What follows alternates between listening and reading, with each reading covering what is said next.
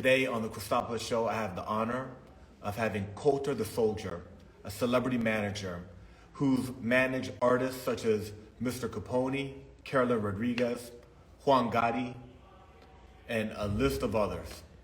We're going to go ahead and bring him in so we can talk about the services he provides, what it's like being on tour, organizing different shows, different events, and how he got into music. Let's go ahead and bring him in. Hey, thank you so much. Hey, what's good, man? I'm good, my bro. Thank you so much for joining the show. It's an honor to have you on and to talk about, what it is you do, which is incredibly dope. And I think, like in a lot of ways, like the unsung backbone of the music business, right? It's like the manager, the person who organizes the show and actually makes it happen. Yeah, most definitely. Yeah, so I do like all the behind the scenes stuff, from like booking the events to setting them up, promoting. Like most of the time I go there in person, just kind of make sure everything runs smooth. All the business sides of it, the traveling, just kind of arranging and figuring out all that stuff is pretty much under my job title. So yeah, and the experience that you bring, right? Because you've got multiple tours under your belt, right? So yeah, at this point you've seen a lot. Maybe you've seen it all, but you like things happen. You're like, okay, well, let's try this, let's try that.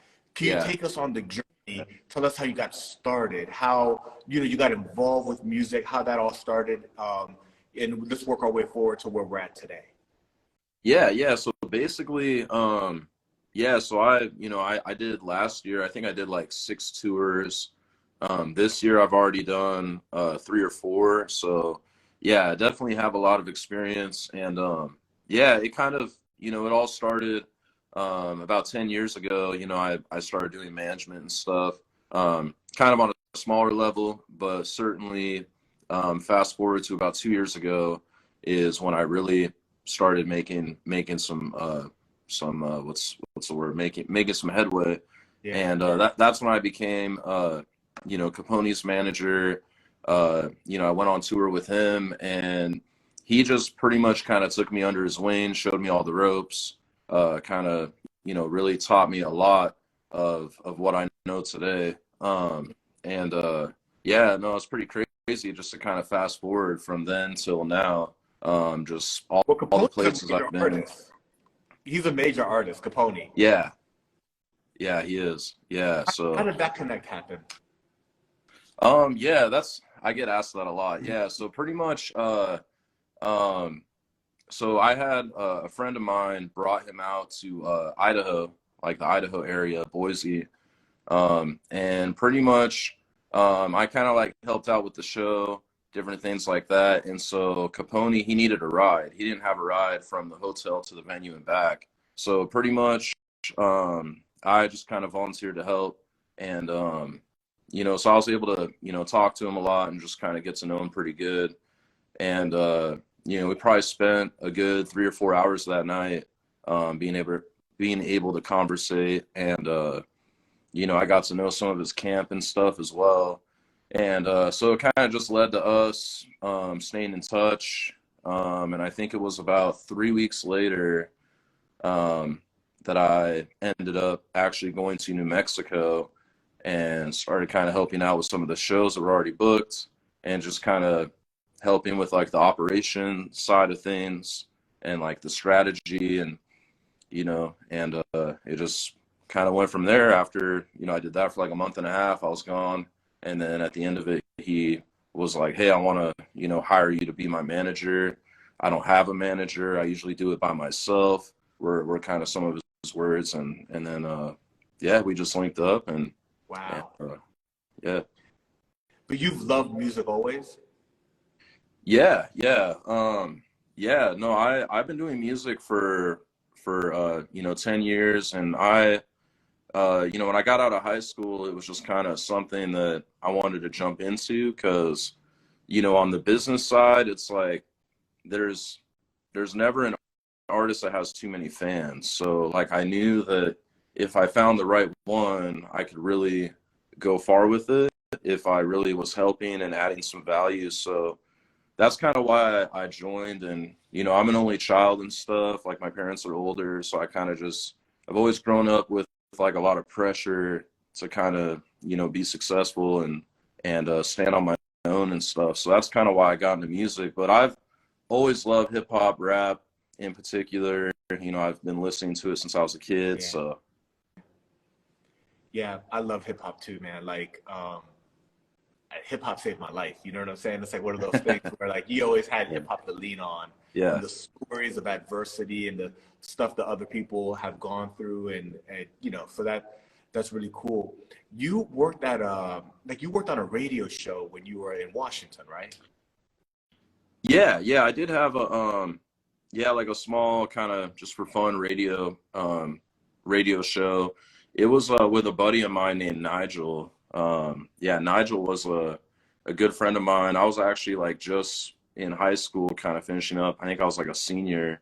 And yeah, he's the one that got me into kind of trying to do the radio stuff. I just had one. It didn't last very long, but it was like a just kind of for fun radio show at a community college over there, and I think I did it for like about 6 months. Yeah. But yeah, it was pretty cool, just kind of playing around and, you know, learning some stuff. Yeah, but that's, you know, like so many, there's so many stories about how people either, you know, they become musicians or working around the entertainment industry, they get that first like job or internship Yeah, or some sort of opportunity where they're working around and they're like, oh, I want to do something with yeah, this, you know? And so that's really cool. So you link up with Mr. Capone and learn a lot about the business, even more than what you already knew. And then yeah. that took you on to work with other artists. Yeah, exactly. So yeah, like before I was working with him, I mean, I was kind of doing some management stuff. I was mainly doing more like social media support for a lot of artists. Like, they would hire me to like help them like boost their followers, get more followers, like make posts, stuff like that. That was kind of more my expertise, was that, and like merchandise, like helping sell merchandise, promote merchandise, stuff like that. And yeah, he definitely helped me kind of take it to another level of, you know, booking shows, putting together shows, and just doing it more often, like not, you know, a couple times a year, but doing like 5 shows a month or 8 shows a month. And it was very fast paced, which was pretty cool. The more shows, you know, the more people you meet, the more merch you could sell, Yeah, the more money you can make, the more the yeah, music could spread. yeah. Yeah, that's really impressive. The fact that you did, I think you said 6 tours last year, and you've already got 3 under your belt this year. Yeah. I think me and him, we did about 4 tours. And then I parted ways in September last year. And then I think me and Carolyn did 2 tours together to finish out the year. So I think it was 6, I want to say. I think Yeah, 6 tours that's last year. impressive, man. Yeah, That's yeah, it was that's cool. that's really awesome. When you organize the tours, um, about how many dates do you try to pack in a tour? Like, what's a good, well-rounded, manageable amount of dates? And how does that work? Is there normally like a few main ones and then you get some auxiliary ones? How does that all work?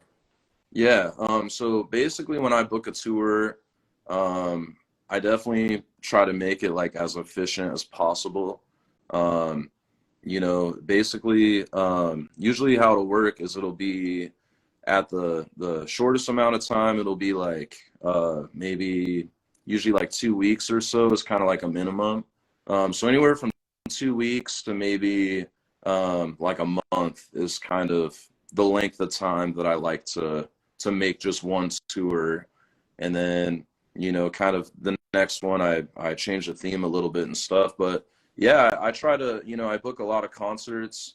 I also book like a lot of meet and greets, usually at like dispensaries, tattoo shops, stuff like that. And then just in the in between times, we usually kind of stay on the road, and we'll like during our travel from like one area to another, we'll set up like private meet and greets. So Mm. like other fans, if they don't live near the city, where like the show was at, they still have like an opportunity to kind of meet up with us privately somewhere cool and you know, like maybe get some merchandise, get a picture, stuff like that. And so yeah, pretty much just every day, even if it's not like the day of a show, I try to make it like very productive and purposeful since we're already out there, you know. So yeah. Yeah. It's really interesting how like how careers evolve because you know you worked on the social media side, you worked on the merch side, then you started working on the actual management side. But Yeah. the other things that you worked on completely like you know you're selling merch, you've got to use social media and know how to do it to promote the shows to reach new fans. It's I mean so it's like you there's Yeah. like there's no curriculum for this, but you've built a curriculum in a sense. You know what I mean? Yeah. Yeah. There's a lot of different ways to go about it, you know, and yeah, I mean, just kind of from the bookings to even like spending time building my name and doing stuff for myself too, aside from the artist, I think is important, and that kind of helps them as well. Like the bigger my name is, the more it helps them too. So I do try to make a conscious effort to like do stuff also for myself. And that's why like this year, like I have my own merchandise and stuff, and I've been really pushing that pretty hard, and Yeah. actually doing a Mother's Day special till Friday. So everybody gets like free shipping on my merch and stuff. So for Yeah. the I ladies. saw the shirts. The shirts look really cool. Colter the Soldier is such a cool name. You know what I mean? So like you need to put that on some merch. Where can people get that merch? They can get it just anywhere from me on social media, like Instagram, Facebook, and then I usually just take all orders through like Cash App or Venmo most of the time. But yeah. Yeah. Uh, I heard the story, but I think it's an opportune moment. Um, you do have some military background, but how did you get the name Colter the Soldier? Yeah, so I got the name from exactly that, just you know, traveling a lot. With my military background, I think that played a factor, but it was more also like me going on soldier missions, you know, like traveling far away by myself, being gone for long periods of time, coming back. And in the beginning, the majority of the time, like 95% of the time, I would do it by myself, without any consistent help, you know, anybody driving or anybody just being there to hang out with me, whatever, you know. Most of it was like me driving like Boise to Albuquerque, New Mexico, you know, it's like 15 hours, you know, one way, and just Yeah, it's like you were on a mission. yeah, yeah. And so yeah, that's how I got my nickname. Lately on the road in the last year, a lot of people have been just kind of randomly like comparing me to like Mac Miller, saying like I'm Mac Miller's brother and stuff like that. It's kind of funny. That's Like, cool. yeah, people just randomly are like, "Hey, you look like Mac Miller's brother," and I'm like, "What? Like, what the hell?" Well, he's a legend. You know, it could be worse, right? Yeah, I'm like, That's a it's not a cool. bad comparison, Yeah, but that's cool. Yeah, yeah, that is cool. So talk to us about some of the artists that you're more actively working with right now. yeah. So right now, my main core is, you know, definitely, you know, Juan Gotti, Carolyn Rodriguez, JQ, and then Stone P. Those are kind of like my biggest four. And you know, they all like get paid for shows, get paid for appearances. You know, they have minimums with like the travel and all that stuff included. So those are kind of the main four that I focus on. And then I do have other ones that are, you know, kind of coming up, and so they've hired me to basically like give them better connections, help them build their name, help them, you know, include them on different stuff, because you know, it's harder to do it by yourself, and I'm kind of like the foot in the door when it's like, you know, they're plugged in with me. Now all of a sudden they have special access to all this other stuff that my main artists have going on, and usually can get like better deals, you know, through me too. Yeah. So yeah, so I mean, because what it is really like a network of connections that you've developed yeah, across states and cities where you know the promoter, you got the club, you know Yeah. the DJs, you know the areas. You probably know in a lot of areas that you frequent where to stay, where not to stay, where you Yeah. go and do a meet and greet, where you need to get out of town right after the show. Like you Yeah. get all this knowledge Yeah. that you have and that you're truly guiding your artists through. Yeah. Can you share with us, some of the areas that are the main areas that you guys tour in, and how, like, the behind the scenes of what that's like? Yeah. So mainly I do my tours for the most part, just kind of like definitely in the Northwest, West Coast, and kind of like Midwest, and then down to like the Southwest. So pretty much, Washington, Oregon, Idaho, I live here, Cali, Utah, uh, let's see, Colorado, New Mexico, Arizona, and then Texas, of course. And those are kind of the main areas that I go to. Like consistently, I try to kind of go to all those areas at least twice a year, sometimes 3 times a year. And so, yeah, those are kind of the areas that I would say like I've mastered pretty good. Like I have, like you were saying, like all the venue connections, the club connections. Like I know, which openers can do their job and sell tickets, which ones can't. I know all that type of info, like which venues have good deals, which ones are too expensive, like all the different, stuff.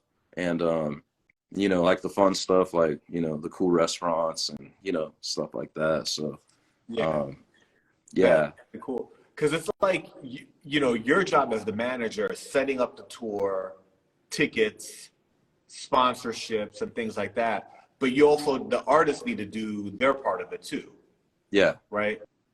And pushing it and getting the word out, getting the crowd out. yeah, for sure. Yeah.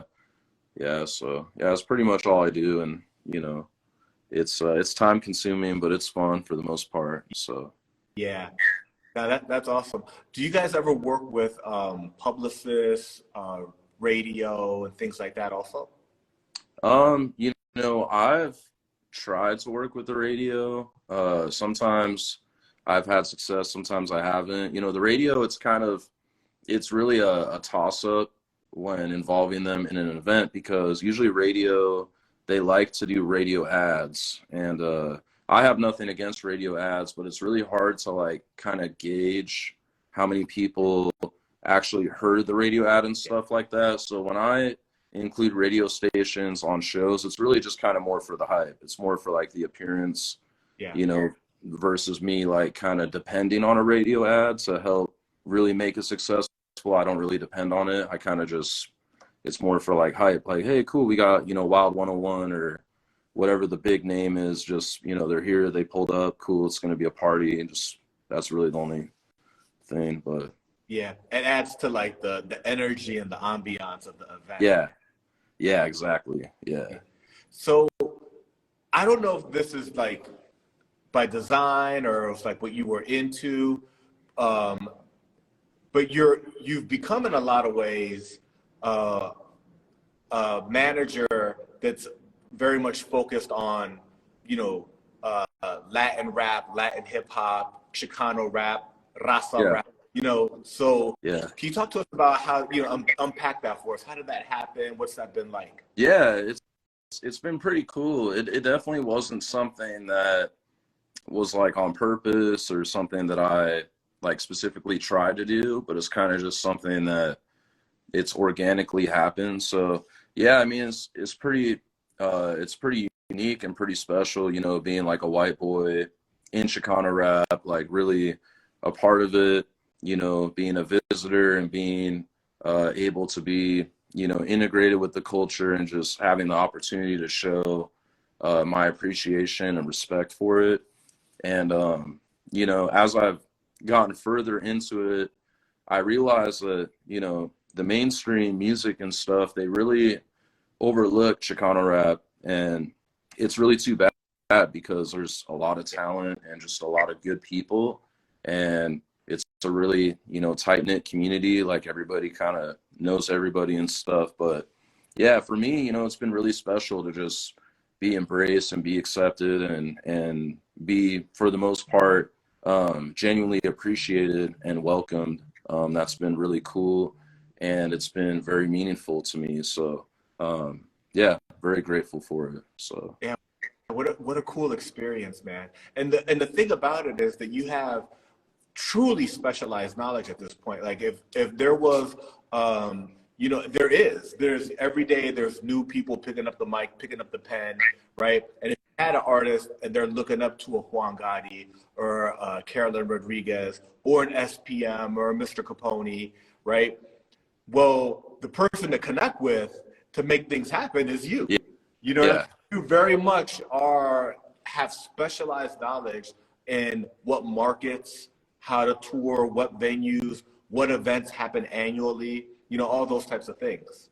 yeah, for sure. Yeah, yeah, it's pretty cool to be, connected in some way to all of them, and just kind of be a middle ground person that can, put everybody together and bring people together. That's what I've always been focused on, is just finding common ground with the people I work with and building a good solid team. Everybody has each other's backs is the hope, and moving forward, so it's cool. That's cool, man.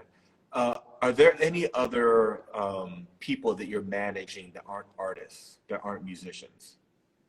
Yeah. Dang, that's a good question. Now I got to think. Let's see. I mean, I did read that at one point in time, I don't know if it's still now, but you were, there was a wrestler, Danny G, that you were working with for a while. oh yes, yeah, yeah. I was working with him for a while, just kind of trying to help him. He's a really good guy. I met him in Albuquerque back in January. But yeah, just kind of like our schedules and stuff, we were never really able to find a good rhythm and get on the same page. But yeah, I would like to, maybe consider, doing some more stuff with him. We would just have to kind of find a rhythm. It can be hard sometimes, like that first year that you try to work with anybody or you start working with somebody, it's kind of hard to find that rhythm. Everybody's so used to kind of doing things a certain way. So, um, but yeah, it would definitely be cool to, or even find like an actor or something, or maybe a professional athlete. I wouldn't mind doing something like that. Maybe just trying to, book them like special appearances. Yeah, yeah, that would be pretty cool for sure. Yeah. I would be down. So In your experience, the different types of events that you have, brought your artists to, you've got probably nightclubs, car shows, meet and greets, tattoo shops, like all sorts of different types of dispensaries are another big one. Um, what are some of the most lit events? Like, what's the event where you're like, okay, this is gonna be a dope event. Let's build some events yeah, around this. yeah. Um, Dang, probably. I mean, yeah, nightclubs can't go wrong. I've booked like some strip club, kind of like turn up parties. Um, those are pretty fun. Yeah, man. I mean, pretty much. I would say all my events that I book. It's hard to kind of put my finger on one type of event, but the majority of them are pretty loose and pretty Yeah, fun atmospheres. yeah. People need to make sure that they make it out to a Colter the Soldier event. Yeah. People want to book you if they see the talent that you're managing. They want to, get them to their, get you and the people you manage to their venue. How do they go about booking you? How do they reach out? Yeah, usually just like a DM, like a message. Yeah, send me a message or like my email, but majority of the time just messaging. And then usually at that point, if it's a serious inquiry, I'll give them my phone number and we'll discuss on the phone. And as far as locking something in, at least a half deposit, whether it's for my artist or myself, is pretty standard. Yeah, Um, Before promoting something. So yeah. yeah, that's good. You had I saw and doing my research, like, you have a tattoo that you got around COVID. Can you talk to us about that tattoo? Oh yeah. Yeah. Yeah, that's a very meaningful tattoo. So I got the word COVID on my middle finger. And basically, I got that tattoo because my last day job that I worked before doing this full time, they actually fired me from COVID because I had it and I had to miss work and I was legitimately sick. I had a doctor's note, all that stuff, and it didn't really matter to them.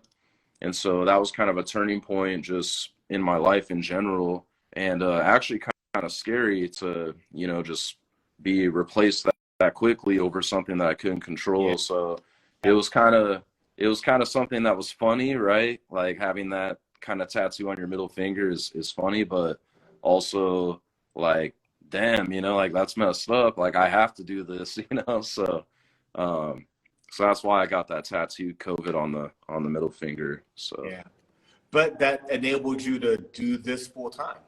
yeah, no, exactly. Yeah, it was a blessing in disguise because yeah, it wasn't until I think about 6 months after that that's when I started the Capone E stuff and and really started it full time. So that was pretty cool. Make that transition. That's awesome, man. Yeah, you got some cool tattoos. You manage celebrity tattoo artist Juan Gotti. Have you Yeah. gotten a Juan Gotti tattoo? I mean, that seems like Yes. Yeah.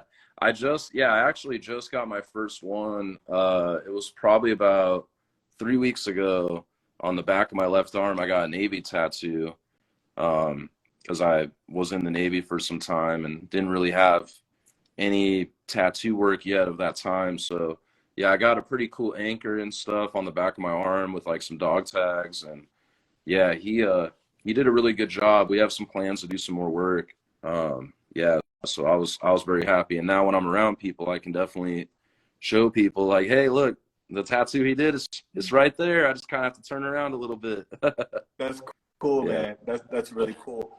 Um, I imagine as a person that did 6 tours last year and has already got several under his belt this year, you're probably working on your next tour. Yeah, yeah, for sure. Yeah, right now I'm doing a Colter the Soldier and Friends tour.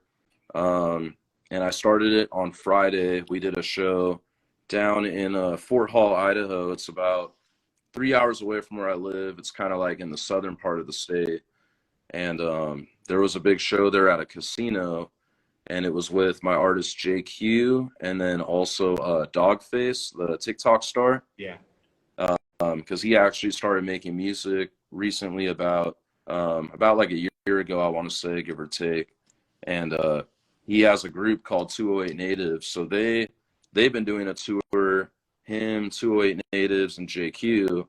And it was actually my first time being able to see them kind of do a show like in that group, like those four people.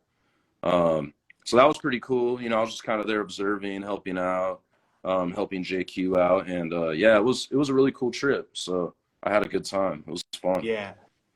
That's cool. It's interesting because you have 4 artists that you're kind of focused on right now.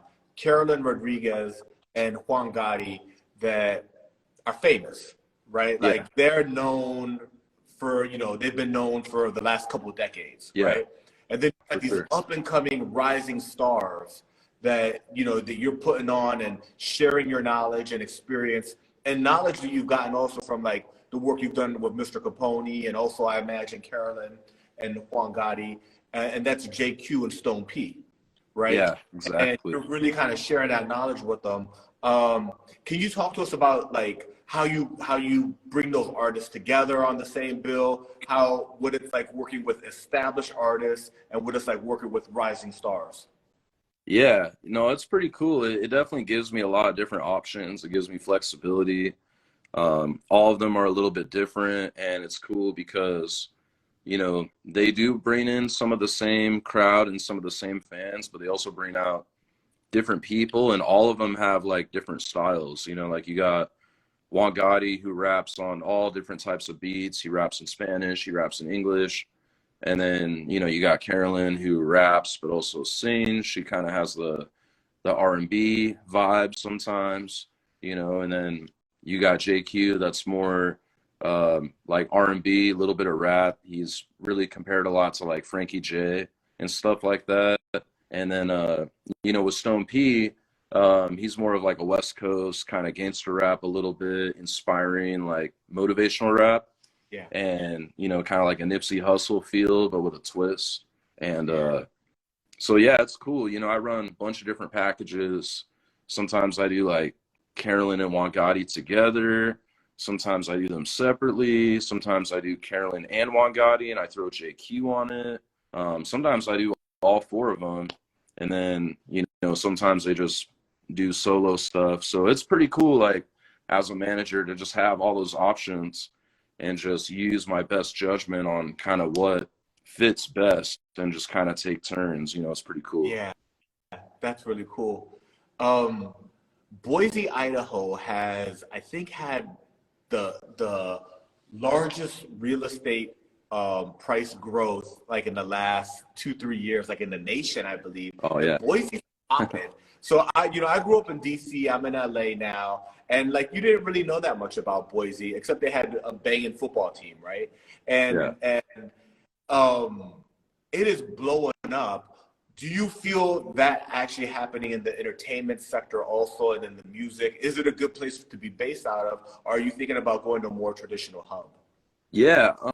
I would say Boise's pretty cool. It's more a convenience, I would say, that I stay out here and do stuff. And, it's a very convenient location too, because it's close to so many different major markets. Like you can get to, Portland in 6 hours, or 8 hours. You can get to Seattle in about 8 hours. You can get to Salt Lake City in about 5 hours. You can go to Spokane, Washington in about 6 hours. So it's kind of like in the hub of all these different areas that do get shows consistently, and then we get shows consistently too. So, yeah, it's definitely not a bad spot. At some point, I'd probably like to move away from here. I feel like I have kind of I guess hit my peak. Like it's kind of hard, to go higher than where I'm at now. Right. Humbly speaking, like a lot of people do know me. I've put in a lot of good work out here and stuff like that. So I've definitely been considering, maybe going to like Vegas or something like that. I think that would kind of be a nice half step between here and like LA or Houston. I think Vegas is really a lot of Yeah. potential.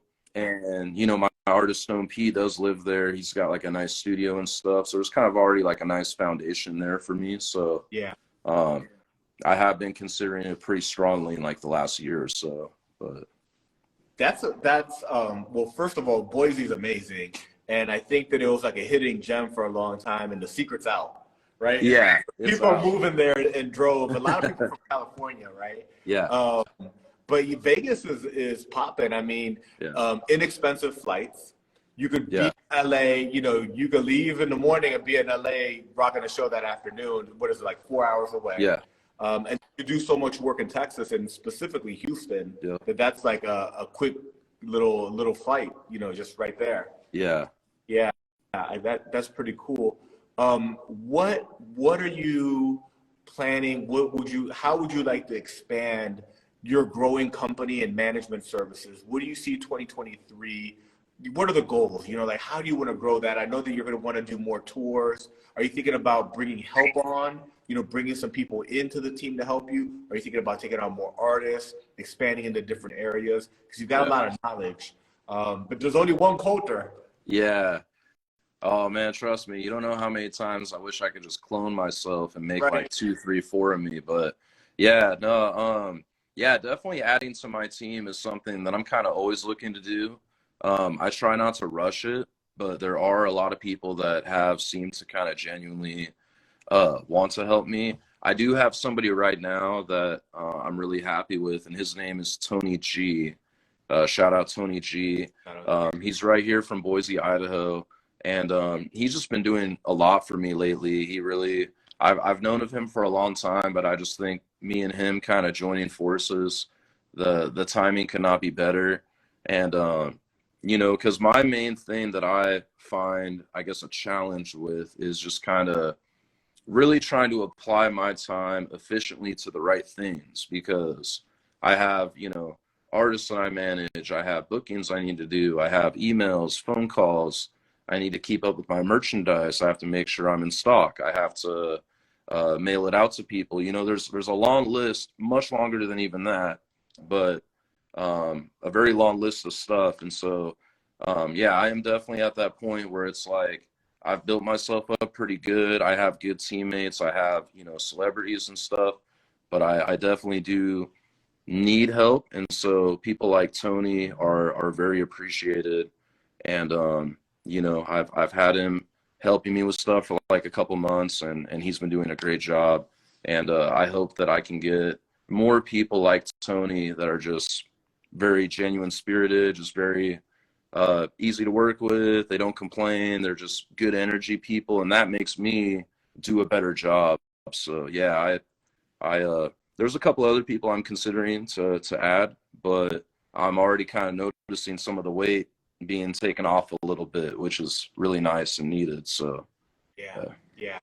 And you know, from you know what you've shared and what I know about you, you're like on the ground.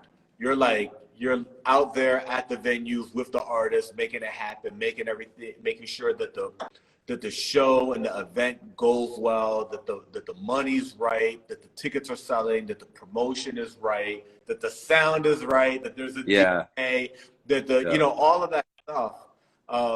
So you can't be in multiple places at the same time, you know? yeah.